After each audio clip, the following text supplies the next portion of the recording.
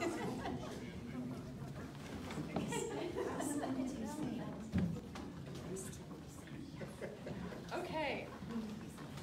All right. So, good morning. Thank you all for joining us to solemnly commemorate what happened a year ago today in Parkland, Florida. I'm Renee Hopkins, the CEO of the Alliance for Gun Responsibility. A year ago today, 17 families in Parkland woke up not knowing that their entire lives would be altered forever. Approximately 100 other families across the U.S. also woke up not knowing that their lives would be forever changed.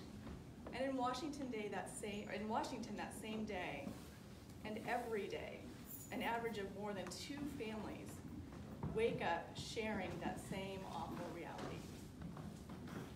I know that awful reality because 23 years ago this month, my family experienced the same reality when we woke up, not knowing that my 14-year-old brother would be killed in a school shooting in an algebra class by a classmate who accessed his father's unsecured firearms. In 1996, school shooting was not a part of our common vernacular, but now it is. It is also important to remember that a year ago today, the enhanced background check bill on semi-automatic assault rifles died in committee in Olympia.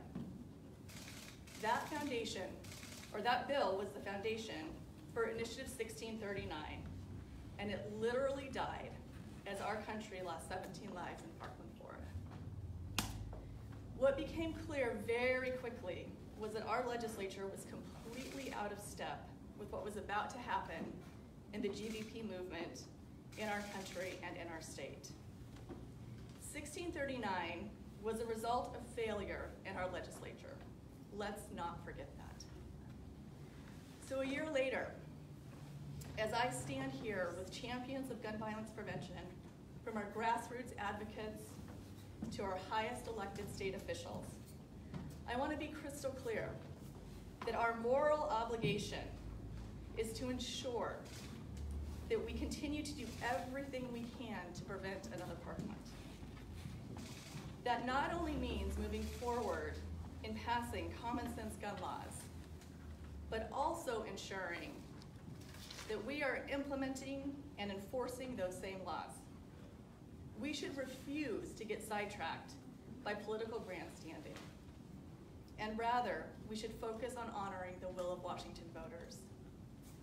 And this year, with the true gun violence prevention majority in Olympia, we have the opportunity to continue making Washington state safer for all families and all communities.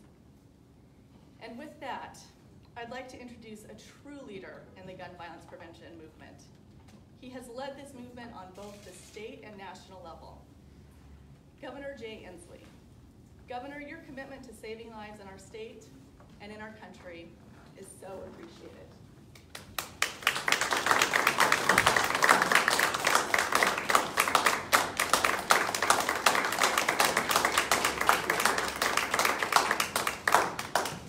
For those who may think it perplexing that we have Valentine's Day the same day that we honor this loss a year ago, that sort of taxes our thinking at times.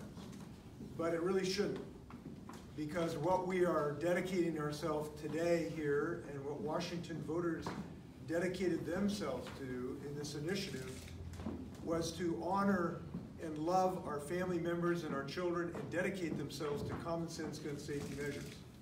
And that's what the people of the state of Washington voted on, and that's what they're going to get. They should get this because of the tragedy that afflicts every community and schools and our most precious Washingtonian, which is our children. And that act of voting for that initiative was based on love of the people around us. And it was based on common sense. And it was based on things that we know that work. And I'm proud that Washington State has yet again been one of the leaders in the United States in this effort.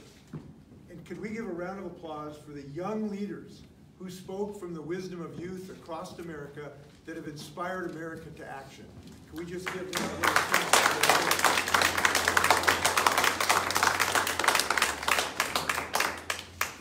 want to address an issue that you've heard about. Some of our sheriffs in the state of Washington have stated that they will willfully refuse to enforce the law of the state of Washington. This is not acceptable to the people of the state of Washington. It is not acceptable to the law.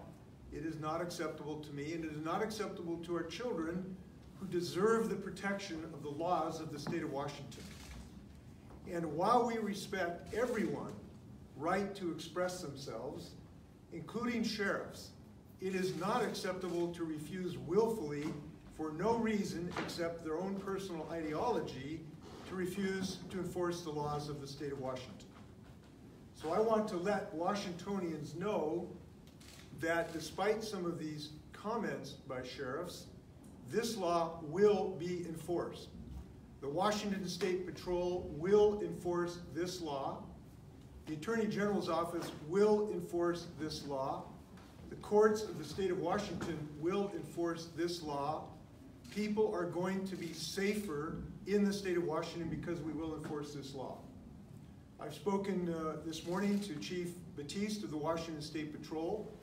We have full capability of investigating crimes associated with failure to follow this law, and we have access to the courts to make sure that criminal prosecutions can move forward.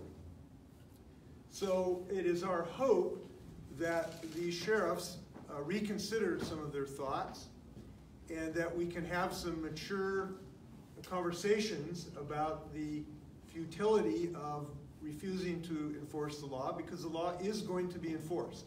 It will be enforced by the state of Washington if it is not enforced by these individual sheriffs.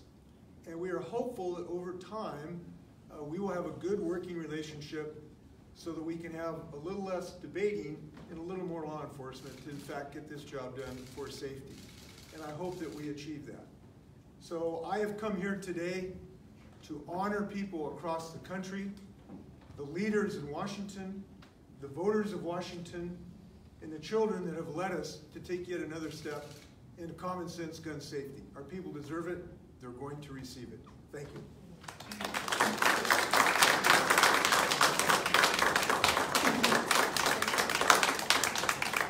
Thank you so much, Governor. I'd now like to introduce Attorney General Bob Ferguson. Our AG's leadership in gun violence prevention is a model for what AGs can do and should be doing around the country. We are so fortunate to have him here in Washington State.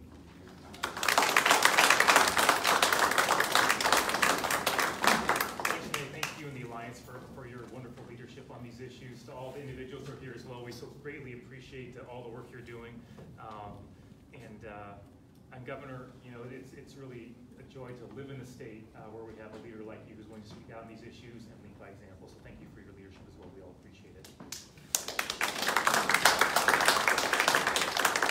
I'll be brief. I think the Governor hit the main points. One thing I just will emphasize is to build a little bit off what he said, but also what Renee said, which is Initiative 1639 got its origins from the failure of the state legislature to act on enhanced background checks for the purchase of assault weapons. The failure to act on raising the age to purchase an AR-15, for example, from 18 to 21. It is my hope that the legislature, having seen that the people have spoken to the tune of 60% in support of Initiative 1639, will take action on important bills that are before them right now. The good news is so far we've seen some success. For example, working with the Alliance and folks here who are at this press conference, many others, a bill to place limits on high capacity magazines. A law that's been put in place in other states, has been upheld by the federal courts, has moved through the committees in both the state Senate and the state House and are onto the Rules Committee. We're hopeful that will continue to move.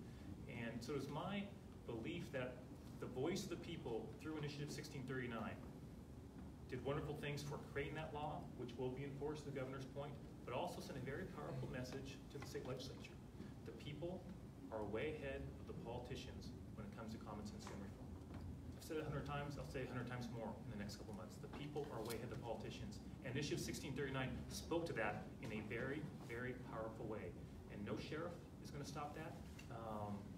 And And it is my hope that the legislature will continue to pick up where the people delivered their message last November, which is moving forward on the bills before the state legislature, so we can continue to establish common sense gun reform here in Washington State. Thank you so much.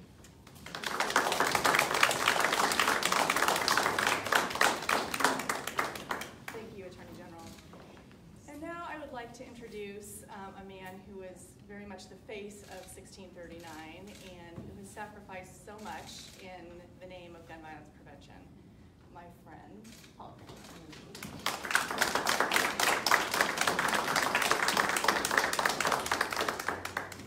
Thank you, Renee. Thank you all for being here. Thank you, moms, grandmothers, and especially the Alliance. Governor Inslee, Attorney General Bob Ferguson, thank you. Thank you so much for showing up in support of the will of the people and the rule of law in Washington State. My name is Paul Kramer. I was a citizen sponsor of Initiative 1639 last year. I made the decision because my son, Will, was shot in the back by a 19-year-old with a semi-automatic assault rifle at a gathering of friends in a private, loving home in Mukilteo in the summer of 2016. Will was very nearly killed. He spent 17 days in the hospital, but he was lucky enough to survive. 3 of his friends were not. Anna, Jake, and Jordan's lives were tragically cut short because an angry young man was able to walk into his local Cabela's and walk out minutes later with a semi-automatic assault rifle. I share in their parents' extreme grief at the loss of their children. No parent should have to mourn the loss of their child to gun violence, but far too many do. Today, 17 families in Parkland are mourning the loss of their loved ones whose lives were stolen 1 year ago at Marjorie Stoneman Douglas High School. I became the citizen sponsor of Initiative 1639 to help prevent more families from suffering the pain and tragedy from gun violence that mine did. To prevent other families from experiencing the shattering loss that Anna, Jake, and Jordan's families did, and that the Parkland families did. Because if Initiative 1639 had been in place in 2016, the gunman who shot my son would not have been able to purchase the semi-automatic assault rifle that he used to not only seriously injure my son, but kill 3 of his friends.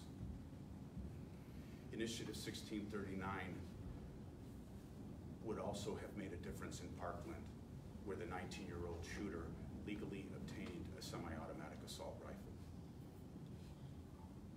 That is why I'm so disappointed to hear law enforcement officials claiming they will not enforce this life-saving measure, and why I'm frustrated to hear that some gun sellers are ignoring it.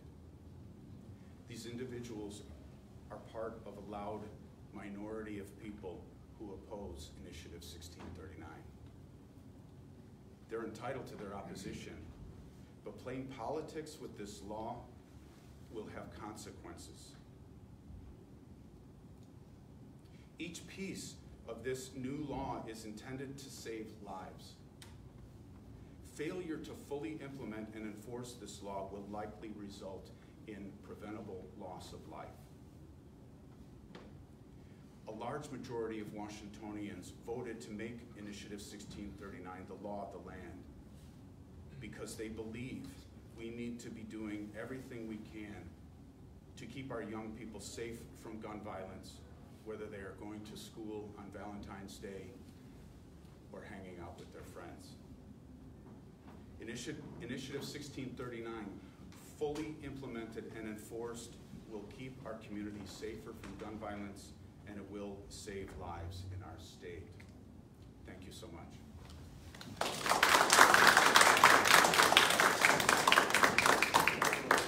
Thank you so much, Paul. It's now my pleasure to introduce someone who represents what really really change in the gun violence prevention movement on this day a year ago. Her name is Nara, and we've learned that we have the youth go last because they're always best, and that way none of us have to follow them. So please join me in welcoming Nara Kim.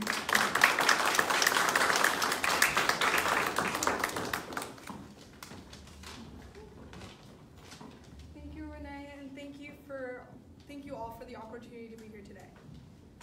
On February 14, 2018, 17 people were shot and killed in Marjory Stoneman Douglas High School. Many of their peers would make it out of school safely, only to be scarred by the pounding of bullets and the screams of their classmates. That was 1 year ago today. Gun violence is something my generation is all too familiar with. Besides Gen Z, our most common name is the post-Columbine generation. We are defined by our experience with gun violence. We are categorized by the active shooter drills we are forced to experience. We are represented by our countless lockdowns. We are characterized by the numbness we have begun to feel in response to shootings. You see, prior to the shooting in Columbine High School, every mass shooting was a shock and was met with action and anger, but gradually, they began to be met with two things: thoughts and prayers. Marjory Stoneman Douglas was met with thoughts and prayers. However, it was also met with anger and action. To honor the 17 Eagles lost on Valentine's Day in 2018, a group of students from Parkland, Florida got together to demand action. What grew out of that was March for Our Lives. It kick-started a youth movement to fight for gun reform, and it is the reason I am here today. March for Our Lives has a very clear mission statement that I will echo here. Not one children be ripped apart from their own lives by a gun. We refuse to let politicians who take millions from the NRA be the obstacle standing in the way of change, and we refuse to stay silent and wait for the adults to take action. If they ignore us, then they'll have to deal with the repercussions. A couple of weeks ago, I said that if those in the legislature didn't fight for gun reform, we the youth would vote them out. Today, I want to extend that message to all the leaders of the state, including the law enforcement officials opposing Initiative 1639. Young people in Washington are counting on you to do your job to help prevent another Parkland. We are here to demand action, and that you take action to give us a future free from the fear of gun violence. Thank you.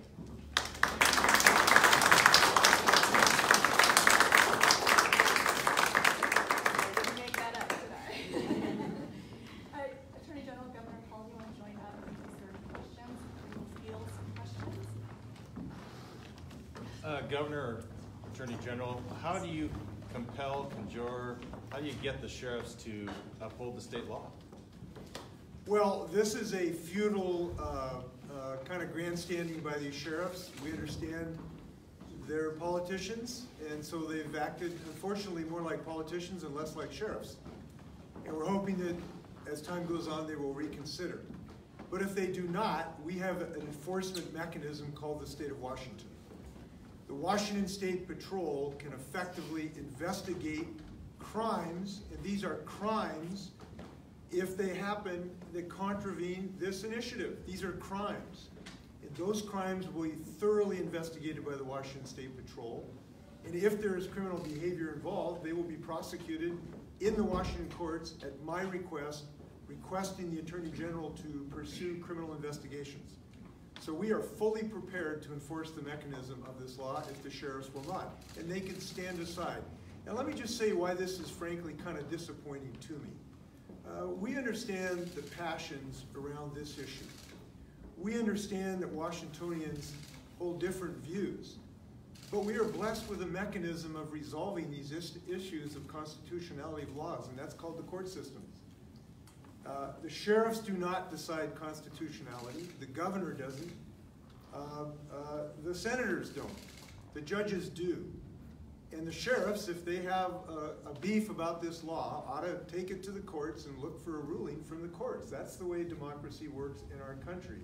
And it needs to work that way or we'll have chaos. So you can be assured this law will be enforced. Can a sheriff be potentially removed from office if they don't follow these rules? I don't want to even think about that because number one, we are going to enforce this law whether they're technically in office or not. But I know they're not doing their jobs, and that's disappointing to me. Look, I used to prosecute drunk drivers and spousal abusers in Yakima County. I take law enforcement kind of seriously. And it's troublesome to me that sheriffs are willfully, in order just to make a political statement, and that's what this is, can't find a better way to make a political statement. Look, they can go out and write op-eds or tweet like the president or do whatever they want. But this is not the way to express yourself, and it won't make a difference. It's a futile political statement. Have you or someone in your office or the Attorney General's office, has somebody actually reached out to these law enforcement officers to talk to them first? I have not, but I will look forward to those conversations. And I look forward to working with these sheriffs on many things. This, what I hope is a short-term story, is not going to prevent us from doing our duty, working with these sheriffs who do great work on a daily basis for their constituents. And I work closely with them, and I respect the work they do. So it's not going to stop us from working together. We will have those conversations. We hope that now that political statements have been made, our duties can be fulfilled. Governor, what would you say to, acknowledging that these sheriffs and law enforcement officers are in jurisdictions that may have voted against I-1639, what would your message be to the citizens and perhaps possibly the younger people of those areas about what they can do to put pressure on these law enforcement officers to fall into line with the law? Well, I'm really not in the business of giving that kind of advice. My job is to make sure the law is followed, and what I'm here to say is the law is going to be followed even if these sheriffs go AWOL and don't do their job. That's the most important thing for me to say.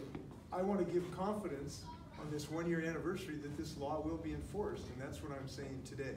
But It shouldn't go that far. Look, these sheriffs, now that they've made their point, need to sort of work in a cooperative basis and figure out how we can work together. And I'm hoping that that is the case. But do you think that the citizens of those areas, the younger people particularly, who are perhaps more in tune with 1639, can put pressure on and create a movement that could persuade the sheriffs that their future interests lie with following the law?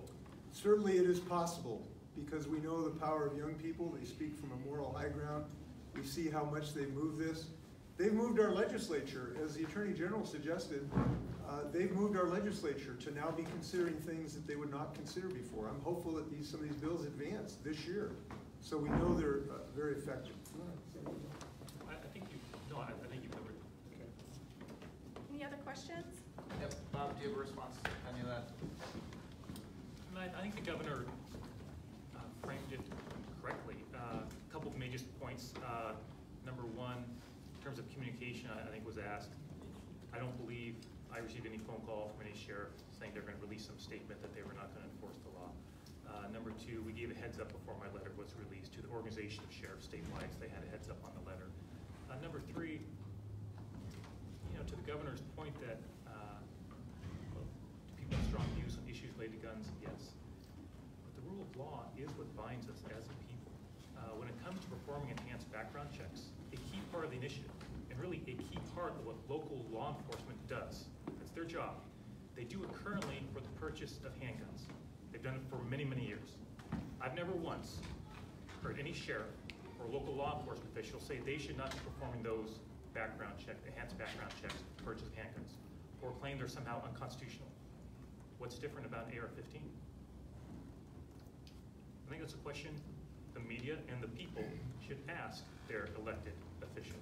What's different about that? You have to be 21 before this initiative, was passed. You have to be 21 to buy a handgun, but only 18 to buy an AR-15, right? I never heard any local law enforcement official say it was unconstitutional that you had to be 21 to buy a handgun. Well, now, thanks to the initiative and the people, the folks behind me, you have to be 21 to buy that AR-15. Why is that suddenly unconstitutional? Right? That question should be posed to local law enforcement. So, just speaking last thing personally, look, there are a few things I care more deeply about than the death penalty. I'm strongly opposed to the death penalty personally. I've long held reservations about its constitutionality. As Attorney General, my job is to handle habeas appeals when local prosecutors bring death penalty cases. When they go into the federal courts, my team handles those appeals. One of the first conversations I had as Attorney General was with my team of attorneys who handle those cases say, it does not matter what I think about the death penalty. It was a campaign issue, it does not matter. You do your job.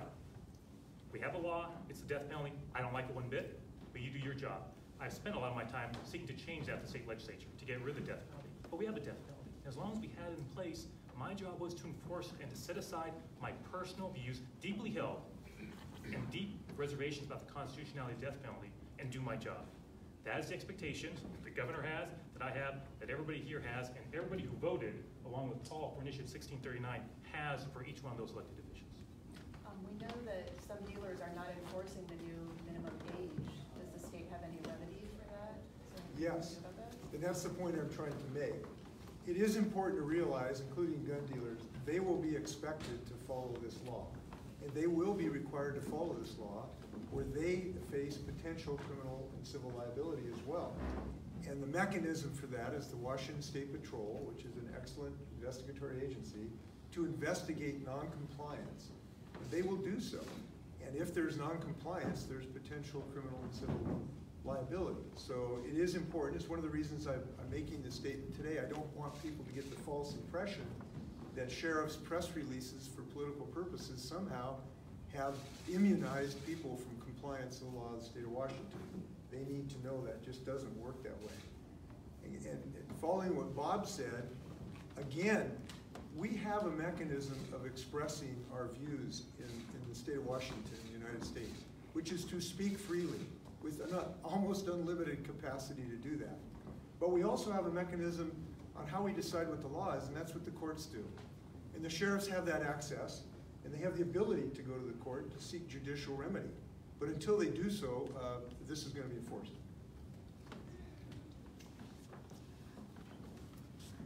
I'm Drake Sisley. I'm 86 years of age.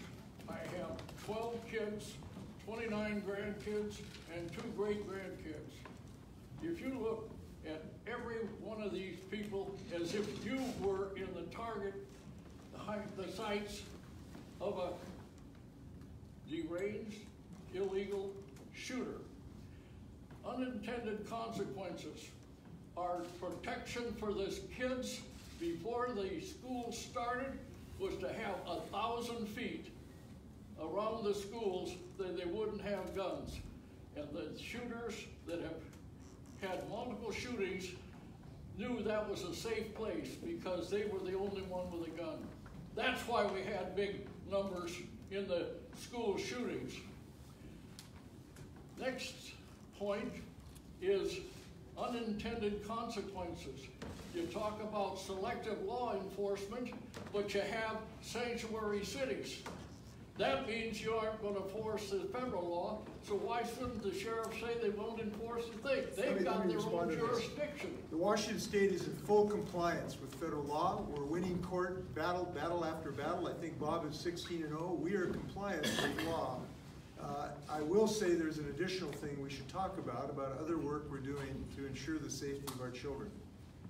We have a proposal this year to give kids what they need, which are more support for kids in crisis. And we have a proposal to add counselors, folks who can help kids who are in crisis to prevent this. And the people who are the real experts on this, who are the educators, have told us that they believe that is the most effective thing they can do to prevent these kids who have some stresses in their lives from becoming violent. And I'm hopeful that the legislature will embrace this. This is a common sense measure, and I will say this, putting a Glock on the hip of a first grade teacher is not a solution to this problem. I've told the president that. He needs to stop tweeting and start listening to educators and parents who are saying that that is not a solution. The solution is to prevent the violence in the first place. We're working to do that. Thank you very much. Good luck.